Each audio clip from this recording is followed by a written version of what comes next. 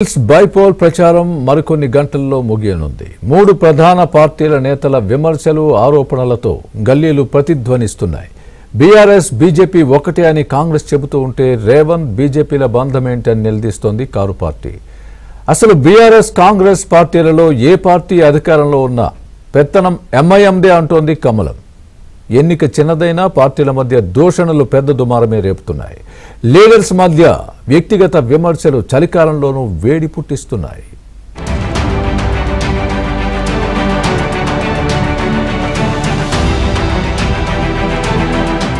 పేరుకే ఒక నియోజకవర్గ ఉప ఎన్నిక, ప్రచారం మాత్రం స్టేట్ ఎన్నికల్లా దద్దరిల్లిపోతోంది. జూబ్లీహిల్స్ ఎన్నిక వేళ రాజకీయాలు సరికొత్త టర్న్ తీసుకుంటున్నాయి. జనం నోళ్లలో నానేందుకు పార్టీల నేతల దూషణలు పతాక స్థాయికి చేరాయి. 10 ఏళ్ల పాటు పాలన సాగించిన అభివృద్ధి చెందిన జూబ్లీహిల్స్ లో తమ అభ్యర్థిని గెలిపించాలని కాంగ్రెస్ విజ్ఞప్తి చేస్తోంది.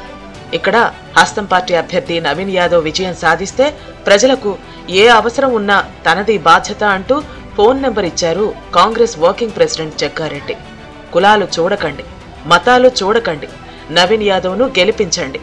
బీజేపీ బీఆర్ఎస్ అభ్యర్థుల కంటే తమ అభ్యర్థి బెస్ట్ అంటూ కాండక్ట్ సర్టిఫికెట్ ఇచ్చేశారు జగ్గారెడ్డి. నేను జూబ్లీహిల్స్ ఓటర్లందరూ కూడా ఏం కోరుతున్నా అంటే, నవీన్ యాదవ్ యువకుడు, ఈ బస్తీలలో ఇక్కడ పుట్టిన వ్యక్తి, ఇక్కడే పెరిగిండు, చదువుకున్నాడు, వయసు ఉంది, శక్తి ఉంది, యుక్తి ఉంది. 3 ఏళ్ళు కాంగ్రెస్ గవర్నమెంట్ ఉంటుంది, ఇంకా 3 ఏళ్ళు ముఖ్యమంత్రి ఆయనే ఉంటాడు. జూబ్లీహిల్స్ అభ్యర్థిగా నవీన్ యాదవ్ జూబ్లీహిల్స్ ఓటర్స్ ప్రజలు గెలిపిస్తే ఈ 3 ఏళ్ళు మీకు ఈ జూబ్లీహిల్స్ లో జరగాల్సిన పనులు ఏమున్నా సరే అవన్నీ కూడా నవీన్ యాదవ్ ద్వారా ముఖ్యమంత్రి రేవంత్ రెడ్డి గారి ద్వారా కాంగ్రెస్ గవర్నమెంట్ పనులు చేయించి పెట్టడం జరుగుతుంది. నేను జగ్గారెడ్డికి ఒక నంబర్ ఇస్తాను, ఇక్కడనే ఉంటుంది ఒక అతను, 6301444193. జూబ్లీహిల్స్ బైపోల్స్ లో బీఆర్ఎస్ విజయం ఖాయమైపోయిందని, కాంగ్రెస్ 2 ఏళ్ల పాలనలో ఏమీ చేయలేదు కాబట్టే 2004 నుంచి 2014 వరకు గత కాంగ్రెస్ పాలన చూసి ఓటేయాలని సీఎం రేవంత్ అంటున్నారని విమర్శించారు బీఆర్ఎస్ ఎమ్మెల్యే హరీష్ రావు. 2014 వరకు టీడీపీలో ఉన్న రేవంత్ రెడ్డి కాంగ్రెస్ పాలనను ఎలా క్లెయిమ్ చేసుకుంటారని నిలదీశారు.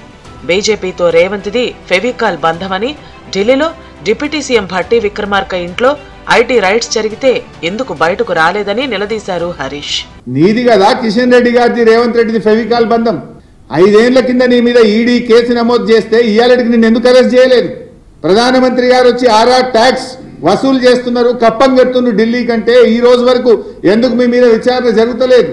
నిన్నగాక మొన్న ఇదే నెలలో బీహార్కు డబ్బులు పంపుతున్నారని ఢిల్లీలో భట్టి విక్రమార్క గారి ఇంట్లో ఐటీ రైట్స్ అయినాయి.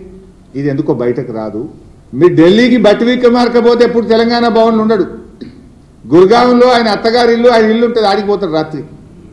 ఆ గురుగాం ఇంటి మీద ఐటీ రైట్స్ అయినాయి. అక్కడి నుంచి కంప్యూటర్ హార్డ్ డిస్కులు, చిప్పులు అన్నీ తీసుకుపోయింది ఐటీ వాళ్ళు. అంత గప్చూపు ఎందుకు అయింది? మరి ఎందుకో బయటకు రాకపోయే? ఏం ఒప్పందం ఉన్నది మీ మధ్య? పొంగిలేటి గారి ఇంటి మీద ఈడీ రైట్స్ అయినాయి. 3 రోజులు సెర్చ్ చేసిండ్రు, లోపలికి డబ్బులు లెక్క పెట్టే మిషన్లు పోయినాయి, టీవీలలో అందరు చూపించిండ్రు.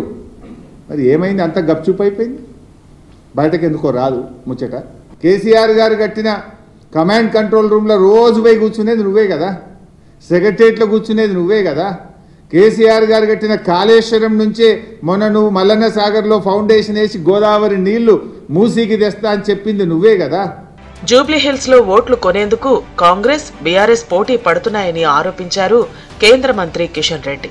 రేవంత్ పాలనలో ప్రజలు అవస్థలు పడుతున్నారని, రాబోయే రోజుల్లో ఆట మొదలుపెట్టినప్పుడు బీఆర్ఎస్ కాంగ్రెస్ నాయకుల కాళ్ల కింద భూమి కదలాలన్నారు. బీఆర్ఎస్ అధికారంలో ఉన్న, కాంగ్రెస్ పవర్లో ఉన్న మజ్లిస్ పార్టీ పెత్తనం ఎందుకు చేస్తుందని నిలదీశారు కిషన్ రెడ్డి. కేసీఆర్ ని కాపాడుతుంది రాహుల్ గాంధీ కాదా? కేసీఆర్ ని కాపాడుతుంది కాంగ్రెస్ పార్టీ హైకమాండ్ కాదా? ఎవరైనా బ్యాడ్ బ్రదర్స్ ఉన్నారంటే తెలంగాణలో రేవంత్ రెడ్డి, కేసీఆర్ బ్యాడ్ బ్రదర్స్. ఎవడు బ్యాడ్ బ్రదర్స్ అయ్యి ఇక్కడ?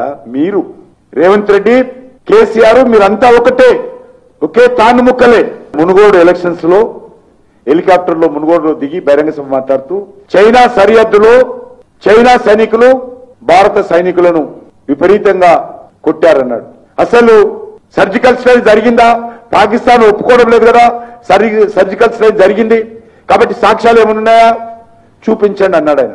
ఈ రోజు జూబ్లీహిల్స్ ఎన్నికల్లో భారత సైనికుల మీద, భారత ప్రభుత్వం మీద పాకిస్తాన్ సైనికులు ముడ్డి మీద రంతే పరిగెత్తుకొని పారిపోయి వచ్చామట. ఒక ముఖ్యమంత్రి మాట్లాడే భాషను అడుగుతా ఉన్నాను. దివంగత ఎమ్మెల్యే మాగంటి గోపీనాథ్ను చెడగొట్టి వారి కుటుంబాన్ని కేటీఆర్ ఆగం పట్టించారన్నారు కాంగ్రెస్ నేత గజ్జల కాంతం. గోపీనాథ్ చనిపోతే సునీత రాను అని కేటీఆర్ కు చెబితే బతిమిలాడి రప్పించారని, మొదటి భార్య ఆమె కుమారులు రానివ్వకుంటే తాను వస్తానని సునీత కండిషన్ పెట్టింది.